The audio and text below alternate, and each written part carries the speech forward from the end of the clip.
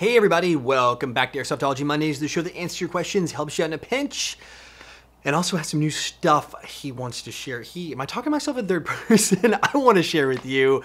That's right, hang on. It's patch time. I've seriously been waiting to show you guys this. It's the new Corgi 2.0. And let's just go ahead and get that in focus for you. Try to get it so it's not so bright there. It is the new Corgi 2.0. This, I gotta say, it's my favorite patch I've ever made. They just hit the store. I will let you guys know they are live right now. I've got those, and I've got the new Shrugger Knots. Fear the Shrugger. Everybody knows that one player, that one guy, you know, with the pile of BBs down here and the one. Yeah, everybody knows that one guy. But seriously, the Corgi 2.0 in PVC. This is a PVC patch. It's 3D. I'm super stoked. Like, this turned out better than I ever could imagine. Also, on the store, we have new Ranger eyes. I've got a glow in the dark and just a subdued gray, so like a stealth package as well up there. Remember, on the shop, these are free shipping worldwide. So when you place your order, they go anywhere in the world for the price you see there, and they all go to help support the show, which is a huge help to keep this thing up and running. Enough of me hawking my wares. Let's talk about something else. Let's talk about where I'm going to be. I'm actually got a bunch of events coming up, with the first being High Ground Airsoft, and that is this coming weekend, is going to be the 8th of July. So if you guys are anywhere near Houston, head on in, stop by, come by, visit me and all the other Airsoft YouTubers and everybody else there. And there's gonna be a bunch of vendors, a bunch of manufacturers reps, so you can see the coolest new guns, including prototypes, all the neat stuff. You just got to get out there. Also, on the heels of that, coming up in 2 more weeks beyond that, and I'll give you guys a little more detail on this one as it gets closer, I'm going to be doing something Classic Army at Buffalo Battlegrounds in Buffalo, New York. So yes, I have a lot on the plate, and I think I've got one more too. So anyway, just so much craziness. I do have a full show for you today, and if it's your first time here, remember, it's simple. You put your question in the comment section below, you vote up your favorites, and they'll get on the show. I do read every question every single week, and I try my best to remember them as they repeat every week when you guys are persistent and get them on the show, including some that are in this one this week as well. So enough about how everything's going, what we've got, and all this stuff, and where I'm going to be. Let's talk about what you're really here for, and that's your questions in the Tippmann mail call. Old Guards Airsoft writes, "Hey Jonathan, do you think there's a chance that Airsoft could start being banned in anti-gun states like California? Thanks in advance." Sir, they have tried. In California, it was darn close with the new law that took effect this last year with the multiple orange tape when things are sold. That was a huge compromise at that point to get it to where it was, because it was on the verge of being turned into every gun had to be painted brightly colored all throughout, or even was on the verge of being taken away. So yeah, even though it's a big revenue source, there's a lot of money in Airsoft in California, that's happened. Also, you look at not statewide, we look at citywide, for example, the city of New York City itself, in the actual main city proper, it is illegal to have Airsoft. It's absolutely illegal. And it's also illegal in some other small cities around the United States. So it is not far-fetched to see that the possibility of Airsoft being banned in certain states. I know last year Massachusetts tried very hard to get it banned, and I think every year or 2 or 3, it seems to pop up in there. Unfortunately, we don't have an Airsoft association. We do, and it kind of comes together when things really bad happen. We don't have a constant one. I'd love to see that. I'd love to see the industry get together, band together, so they have a strong group to help fight these things. Unlike the NRA and even paintball, they have their own group. So I'd like to have some kind of lobbying thing, a lobbying organization to help. But bottom line is, could it happen? Yes, I'm not fear-mongering here. I'm not saying it's going to happen, but every year it seems like some state has some law it's going to pop up, and all it's going to take is one to pass in a state, and then you're going to see that chain reaction happen through. It's unfortunate. This is a fantastic hobby, one that obviously I love so much, and you guys loved so much as well, and I'd hate to see it gone. So just remember, stay on top of the laws in your state, keep a close eye on them, and when something does pop up, make sure to write your local, your state senator or your local House of Representatives person to make sure you understand, or they understand, that you oppose any banning of Airsoft altogether. Airsoft Georgia writes, "Hey Jonathan, what's the easiest way to carry both HPA and hydration on a plate carrier?" It's funny you say that. Actually, timing's right, because I've just got this guy filled up. I'm going to be doing, I've got a couple HPA guns. I've got my Tippmann. I'm going to be doing a review on here very shortly. I've had it for a long time, so it's long overdue for a review, as well as an upgrade on it. I've got a little that's kind of what's spurring this whole thing, doing an upgrade project on it with some enhancements.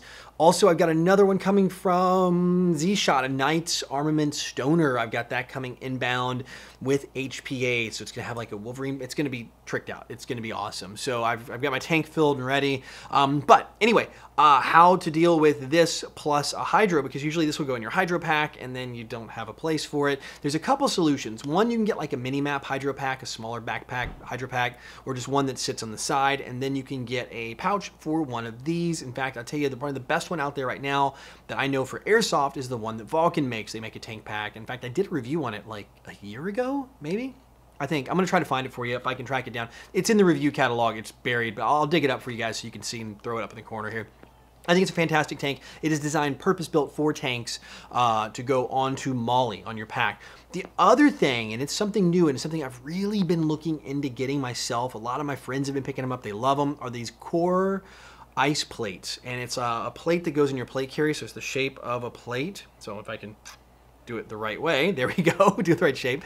And it fits up into your plate carrier where the plate would go, and you actually fill it with water, or you can freeze it, and then it has a hydro tube that comes out of it, so it doesn't take up that precious real estate for your pack, which means you can toss one of these in there and be good to go. So yeah, those are two solid options, I think. And the pouch for this, in fact, it can even go like on your ribs, like anywhere around the back or something, not necessarily all the way on the back, isn't terribly expensive. I think it's sub $30, maybe around the 20 some odd dollar mark. So it's not incredibly expensive for a pouch, way cheaper than a tank, that's for sure. And then the ice plates are relatively the same for each, and you can get two of them, one for the front, one for the back, or whatever. And again, that also frees up space for your hydro carrier. So hope those help. There's two great options for you, and if I can find some links, I'll get them down in the description below for both the, like I said, the video review, or just over to the product for that tank bag, and then also for the core ice plate.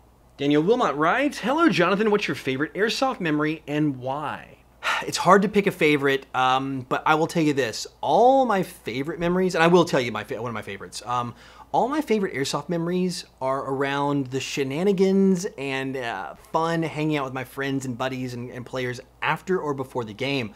I mean, don't get me wrong, I love playing Airsoft. I have some fantastic memories of running into rooms and shooting up people and doing some incredible things, or getting mowed down because I wasn't paying attention. There's so many fantastic memories of the actual gameplay, but if I was gonna give you a top 5 or even a top 10 list, it's all gonna be stuff that, like, it's hanging out with the guys after, the girls or whatever, all the teammates.